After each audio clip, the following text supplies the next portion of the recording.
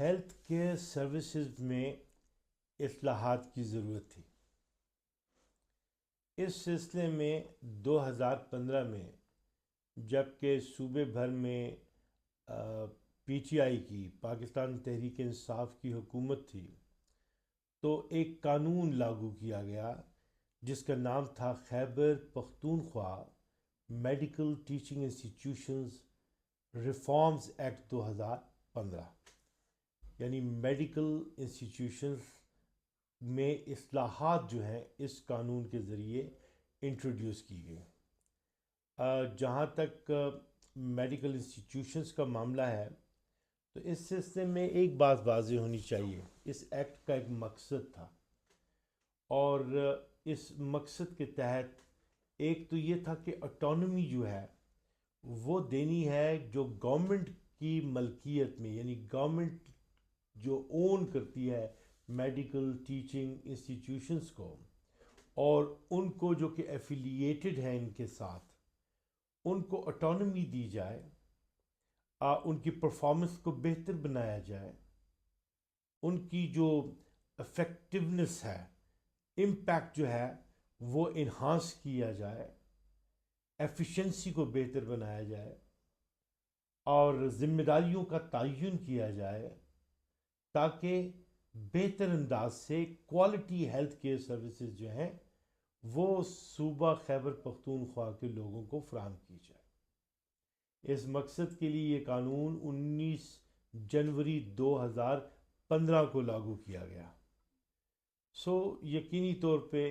یہ public interest میں ایک اہم ترین لیجسلیشن ہے، جس کا اثر پبلک ایٹ لارج پہ بھی پڑتا ہے، اور جو ہماری ہیلتھ کیئر کے یہ جو انسٹیٹیوشنز ہیں ان کی پرفارمنس جو ہے وہ بھی قابل مواخذہ ٹھہرتی ہے، اور اس میں مانیٹرنگ آپ سمجھ لیں، اس میں ذمہ داریوں کا تعین کرنا،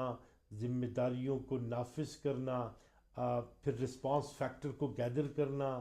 ایفیشنسی کو اس طریقے سے بہتر بنانا کہ کوالٹی ہیلتھ کیئر میسر کی جائے، یہ مقصد تھا اس لیجسلیشن کا۔ یہ لیجسلیشن 19 جنوری 2015 کو نافذ العمل ٹھہری۔ اب جب کہ ایسا ہو گیا تو پھر یہ ضروری تھا کہ یہ بھی واضح کر دیا جائے کہ اس کا جو اطلاق ہے وہ صوبہ بھر میں ہوگا، اور اس کی جو شقیں ہیں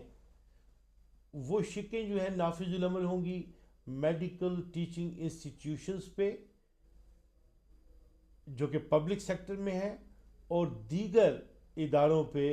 جو کہ گورنمنٹ جو ہے وہ اسٹیبلش کرے گی علی الترتیب اس مقصد کے لیے۔ ایک بہترین لیجسلیشن جو ہے وہ اس ڈاکومنٹ کی صورت میں کی گئی۔ اس ایکٹ میں، اس مسودے میں 26 سیکشنز ہیں، اور ان 26 سیکشنز میں جو پرنسپلز آف لا ہیں، میکنزم جس کے تحت اس ایکٹ نے چلنا ہے، وہ تمام کا تمام پرووائڈ کیا گیا ہے۔ اور ایک بات جو کہ اس کے سیکشن 25 میں واضح کی گئی ہے وہ یہ ہے کہ دیکھیے، اس سبجیکٹ سے متعلق اگر دیگر قوانین بھی موجود ہیں فیلڈ میں، تو اب چونکہ یہ قانون آ گیا ہے تو ان سب پہ اس قانون کو سبقت ہوگی، یعنی اسی قانون پہ عمل کیا جائے گا۔ اور اگر پہلے سے کوئی دوسرا قانون موجود ہے اور وہ انکنسسٹنٹ ہے اس قانون سے، یعنی یہ قانون کچھ اور کہہ رہا ہے اور متعلقہ کسی اور قانون میں کوئی اور بات کی گئی ہے، تو پھر ایسی صورتحال بھی جب آئے گی تو اس وقت بھی یہ جو قانون ہے، یہ جو ایکٹ ہے 2015 کا، اس کو سبقت حاصل ہوگی اور وہ جو ہے قابل عمل ٹھہرے گا، یعنی کلی طور پہ اوور رائڈنگ ایفیکٹ جو ہے وہ اس قانون کو حاصل ہوگا۔ تو یہ پرائم لا جو ہے اسے سمجھ لیجئے کہ یہ پرائم لا ہے۔ اچھا، اس کے علاوہ سیکشن 26 میں بتایا گیا ہے کہ اس سے پہلے جو قوانین موجود تھے وہ تھے Ayub medical college board of governance ordinance 1978. اس کے علاوہ Khyber Pakhtunkhwa institute of ophthalmic sciences ordinance 1999 کا تھا، اور Khyber Pakhtunkhwa medical teaching institutions and regulations تھے. وہ تمام کے تمام جو ہے وہ منسوخ ہو گئے، اس قانون کے آنے کے بعد ریپیل ہو گئے.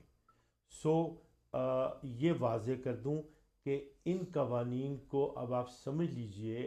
کہ جیسے کہ یہ تھے ہی نہیں. ایک اور بات بھی میں یہاں آپ کی دلچسپی کے لیے بتا دوں، چونکہ وہ قانونی نکتہ ہے. ایسا ہوتا ہے کہ کچھ معاملات جو ہیں وہ عدالتوں میں یا محکموں میں زیر تجویز ہوتے ہیں،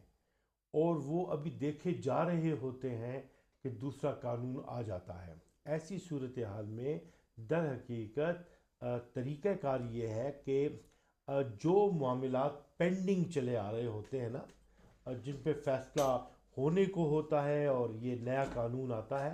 تو پھر ہوتا یہ ہے کہ وہ والے معاملات اسی پچھلے قانون کے تحت چلتے ہیں، اس لیے کہ وہ ایک پینڈنگ میٹر ہوتا ہے. یعنی جس تاریخ کو اس قانون کا اطلاق ہوا، اس سے پہلے اگر کوئی کام پینڈنگ چلا آ رہا ہے، زیر تجویز ہے متعلقہ فورم پہ، تو اس کو ڈیل کیا جائے گا اسی قانون کے تحت جس قانون کے تحت وہ انیشیٹو لیا گیا تھا. یہ میں نے آپ کے سامنے واضح کر دیا کہ قانون کا اطلاق اسی قانون کا ہوگا، چونکہ یہ ایک اسپیشل لا ہے، اور جن قوانین کو منسوخ کر دیا وہ بھی آپ کو بتا دیا میں نے. میں اب آپ کو ایک اور چیز بتا دوں، وہ یہ ہے کہ ایک ہوتا ہے پرنسپل لا. اسپیشل لا کہیں یا پرنسپل لا، اس میں قانونی اصول ہوتے ہیں جو کہ سیکشنز کی صورت میں آپ کو دے دیے جاتے ہیں، لیکن وہ قابل عمل ٹھہرتے ہیں یا ان پہ عمل درآمد کیا جاتا ہے، یا انیبلنگ میکنزم جو ہے وہ پرووائڈ کرنا مقصود ہوتا ہے، تو اس کے لیے رولز بنتے ہیں. یہ اور رولز بنانے کا جو اختیار ہے وہ بھی در حقیقت قانون ہی دیتا ہے، اور اس کے لیے اسی قانون کی جو شق نمبر 23 ہے، یعنی سیکشن نمبر 23، وہ حق دیتا ہے کہ اس قانون پہ عمل درآمد کرنے کے لیے قانون سازی کی جائے، رولز بنائے جائیں، قواعد بنائے جائیں، تاکہ اس قانون پہ عمل درآمد ممکن ہو سکے. یہ جو رولز بنائے جاتے ہیں، اس رول کو کہیں یا ان رولز کو کہیں، اس کو بنانے کا اختیار جو ہے وہ گورنمنٹ کے پاس ہوتا ہے، اور گورنمنٹ جو ہے وہ اس کا رولز بنانے کے بعد جو ہے پابند ہوتی ہے کہ اسے آفیشیل گزٹ میں شائع کرے. اسی طریقے سے جو قانون بنتا ہے وہ بھی اس وقت قانون شمار ہوتا ہے جب آفیشیل گزٹ میں اسے پبلش کر دیا جاتا ہے. یہ ایک ریکوائرمنٹ ہے، جب تک وہ قواعد یا قانون وہ آفیشیل گزٹ میں نہیں آئے گا تو وہ جو ہے قانون نہیں گردانا جائے گا. تو سوال یہ پیدا ہوتا ہے کہ قانون کون بناتا ہے؟ لیجسلیچر بناتی ہے. صوبائی نوعیت کا قانون ہے تو صوبائی اسمبلی بنائے گی، اور پھر رولز جو ہیں وہ بنائے گی گورنمنٹ. اور کس اختیار کے تحت بنائے گی؟ سیکشن 23 کے تحت بنائے گی، اور سیکشن 23 جو ہے وہ اختیار دیتا ہے گورنمنٹ کو کہ جی آپ رولز بنائیں for the enabling mechanism of the law. اس لیے کہ جو افیکٹونیس آتی ہے، اس پہ عمل درآمد جو ممکن ہوتا ہے قانون پہ، اس کے لیے رولز درکار ہوتے ہیں. اس لیے وہ جو رولز ہیں وہ بھی بنائے جانے کا جو سسٹم ہے وہ لا میں دیا گیا ہے. اور یہ میں آپ کو بتاتا چلوں کہ اس کے لیے یہ بہت ضروری ہے کہ ہم یہ بھی جان لیں کہ باقاعدہ رولز بنائے گئے ہیں 2015 میں، اور اسے کہتے ہیں Khyber Pakhtunkhwa province medical teaching institution rule 2015. Law بھی موجود ہے، اس پہ عمل درآمد کرنے کے لیے رولز بھی موجود ہیں. یہ جو رولز بنتے ہیں تاکہ افیکٹ دیا جائے یا افیکٹونیس پیدا کی جائے ان قواعد کی، اس قانون کی جو کہ ایکٹ کی صورت میں آتے ہیں کہ ورکنگ میکنزم ڈیولپ ہو. اس کے علاوہ ریگولیشنز بنانے کا بھی اختیار دیا گیا ہے. ریگولیشنز بنیادی طور پہ ضابطۂ کار کو آپ کہہ لیجئے، درمیان میں نئی نئی سچویشنز پیدا ہوتی ہیں، نئے نئے حالات پیدا ہوتے ہیں، اس کے متعلق ایک علیحدہ پالیسی جو ہے وہ کنسیو کی جاتی ہے، اس پالیسی کے مطابق جو ہے جو درمیان میں ریکوائرڈ میکنزم ڈیولپ کرنا ہوتا ہے، تو پھر اس کے لیے ریگولیشنز بنائے جاتے ہیں، قواعد بنائے جاتے ہیں۔ ان قواعد کا جو اختیار ہے وہ بیسیکلی اس طریقے سے ہے کہ دو طرح کی اصلاحات جو ہیں یہ اصطلاحات جو ہیں وہ قانون میں دی گئی ہیں۔ ایک تو بورڈ آف گورنرز ہے اور ایک پالیسی بورڈ ہے۔ بورڈ آف گورنرز جو ہے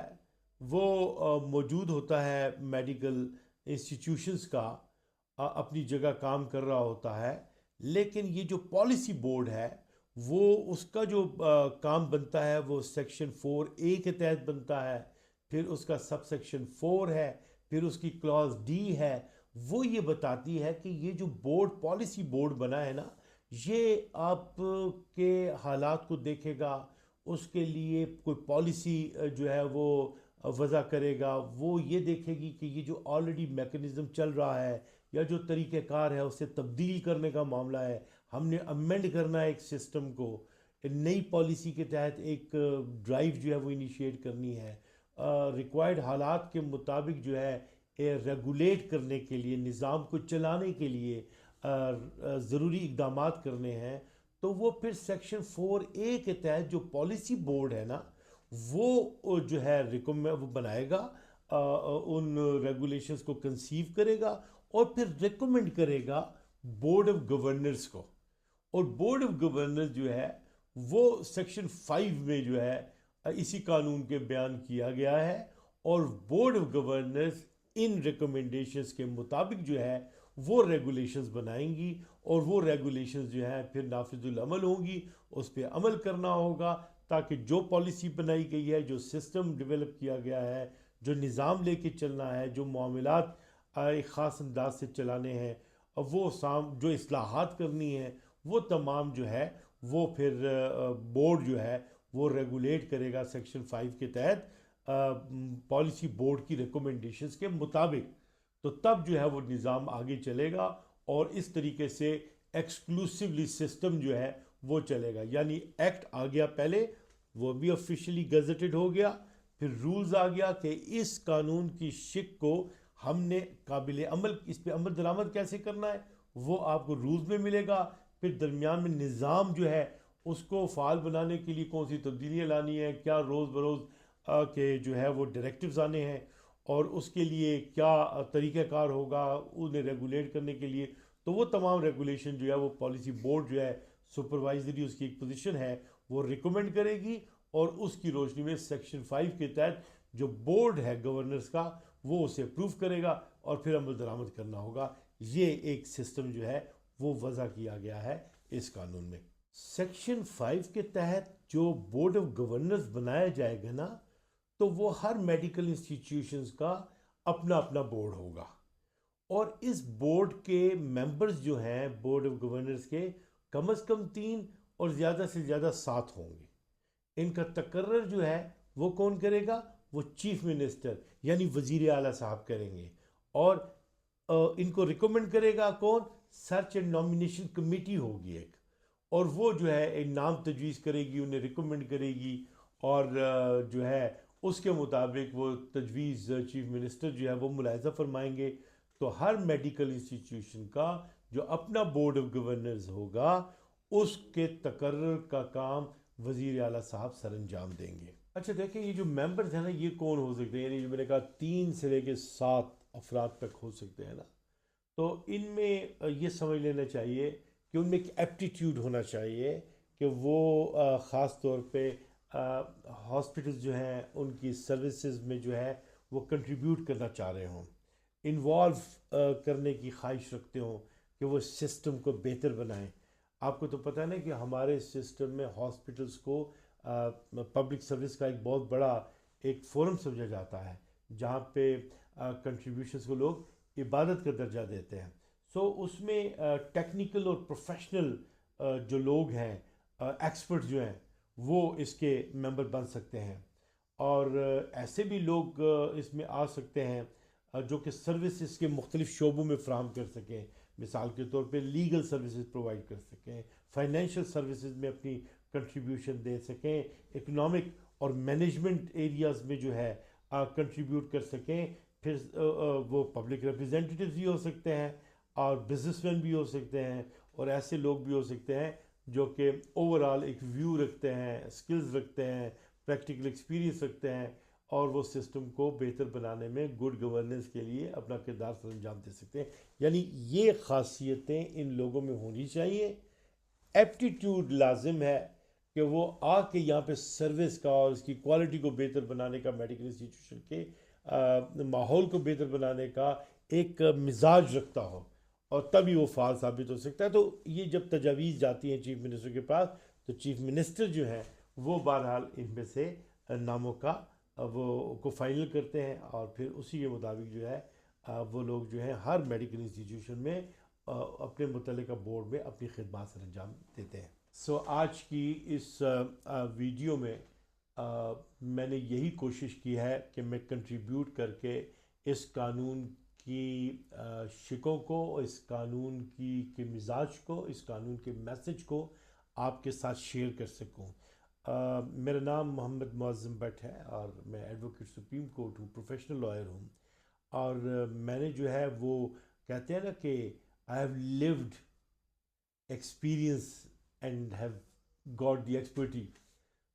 میں اس بات پہ بلیو کرتا ہوں کہ قانون کی بنیاد پہ ماحول کو، مزاج کو، سوسائٹی کو مضبوط بنایا جائے۔ میری اس پہلی ویڈیو کا مقصد آپ کو آگاہ کرنا تھا، شناسا کرنا تھا کہ آپ کو اس قانون سے رغبت حاصل ہو۔ یہاں پہ میں روکتے ہوئے یہ عرض کروں گا کہ اگلی ویڈیو میں باقی جو پہلو ہیں وہ بھی آپ کے سامنے بیان کروں گا۔ مختصراً میں کہوں، یہ قانون ہے، اس قانون کا مقصد یہ ہے کہ جو گورنمنٹ کے اونڈ انسٹیٹیوشنز ہیں اور جو ان سے ایفیلیٹڈ ہیں، ان کے نظام کو بہتر و فعال بنایا جائے، کیپیسٹی کو انہانس کیا جائے، کوالٹی میڈیکل سروسز کو یقینی بنایا جائے، ایکسپرٹیز میں اضافہ کیا جائے، ماحول کو بہتر کیا جائے، روز افزوں بہتر فیصلے کیے جائیں ہاسپٹلس کے اور ان اداروں کے ماحول کو بہتر بنانے کے لیے۔ اس کے لیے جو ہے یہ پورا ایک نظام جو ہے وہ ترتیب دیا گیا ہے۔ یہ قانون سب پہ فائق قانون ہے۔ سابقہ جو قوانین ہیں اس قانون نے ان کو منسوخ کر دیا ہے، اور پھر یہ ہے کہ جو پینڈنگ میٹرز ہیں جو چل رہے ہیں کسی بھی فورم پہ، وہ بہرحال اس پرانے نظم کے تحت چلیں گے۔ اوور رائڈنگ ایفیکٹ ہے اس کا۔ اس کے پورے نظام کو چلانے کے لیے بنیادی طور پہ بورڈ کو تشکیل دیا گیا ہے۔ ہر میڈیکل انسٹیٹیوشن میں اپنا جو بورڈ آف گورنرز ہے، اور پھر اس کے علاوہ پالیسی بورڈ ہے، یعنی ایک تھنک ٹینک ہے جو سوچے گا بھی اور سپرویژن کو بھی کنسیو کرے گا اور ریکمنڈیشنز دے گا، اور بورڈ اس کی روشنی میں جو ہے وہ جو ہے ضابطۂ کار بنائے گا۔ قانون پھر رولز بھی بنے ہوئے ہیں اور ریگولیشنز بنانے کا نظم بھی موجود ہے۔ یہ میری گزارش تھی جو میں نے آج آپ کو کمیونیکیٹ کرنے کی کوشش کی ہے۔